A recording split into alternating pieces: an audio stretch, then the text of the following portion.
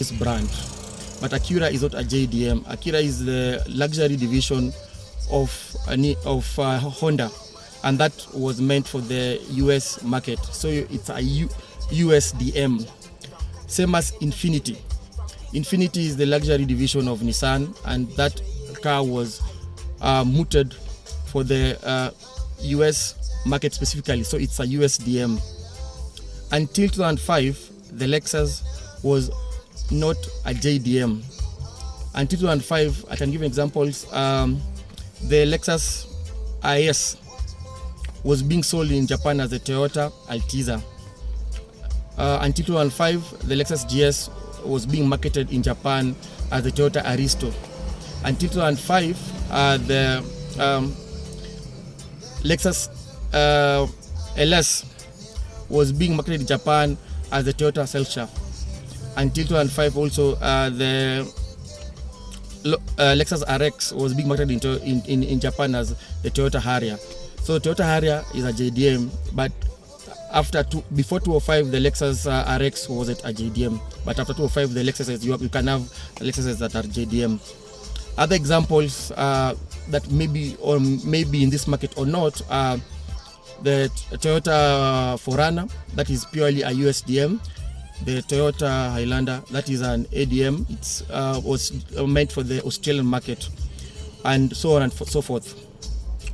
So the other misconception is that if you walk into a Toyota showroom, drive out to Toyota showroom in a Prado, or drive out in a Fortuner, an Avanza, a Hilux, then you own a JDM. No, that is not a JDM. It is meant for specifically the Kenyan market, or we say African market. The Toyota Prado is made in Japan. The Toyota Prado is sold in Kenya, the diesel one, made in Japan, but it's never sold in Japan. It's sold in Kenya and other countries. So it is not a JDM. The Fortuner was previously assembled in South Africa until recently. I saw Ruto opened the assembly plant line for the Fortuner. So the Fortuner driven in Kenya that are sold as brand new from the showroom are not JDMs. The Avanzas, the Corollas sold there are not JDMs. And then also the third and last misconception is that a non-Japanese car cannot be a JDM. It can. If, say, Mercedes-Benz decide to open a light passenger car plant in Japan and produce smart cars for only Japan market, then that smart will and can qualify as a JDM. Just because that's been done doesn't mean it cannot be done. So some features about JDMs. JDM vehicles, the speed is limited to 180 kilometers per hour, and that this was put in place in the late 80s by JAMA. JAMA is a Japanese Automobile Manufacturers Association. So they limited the speed for Japanese vehicles and motorbikes to 180. No cars goes beyond 180 in Japan. That is one feature that can distinguish JDM from any other Toyota. The second is they have no language offering apart from Japanese. There's no other language you get them. So most of the cars you get here are only Japanese. You know that's a JDM. And then the other one is the K cars. Those are pure JDMs. The K cars are the light passenger vehicles. There are so many right now on our roads, and most of them are being used as Uber. The Nissan Cubes, the Honda N boxes and whatnot. And in fact, the Honda N box is the most popular car in Japan.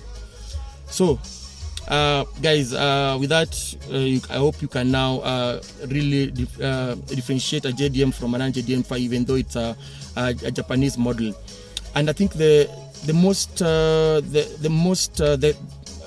luxurious JDM is not sold outside Japan at all. They recently launched an SUV that looks more or less like the Rolls-Royce Cullinan, and it's the Toyota Century. So the Toyota Century Limo is a flagship car for the Toyota Motor Corporation, and it's purely a JDM. It's not sold anywhere outside Japan. You can import it, yes, as used. So any car that is a JDM that is outside Japan was used in Japan before it was exported outside Japan to be sold as a used vehicle. So in short, you cannot buy a zero mileage car in a showroom anywhere around the world and claim it's a JDM. A JDM is, as the acronym suggests, Japanese domestic market. So that car must have been used in Japan, then sold on to the second owner, third, or even fifth owner outside Japan. So I hope with that it's clear what a JDM is, and not all Toyotas are JDMs, not all Japanese models are JDMs. I hope that is clear now. Thanks.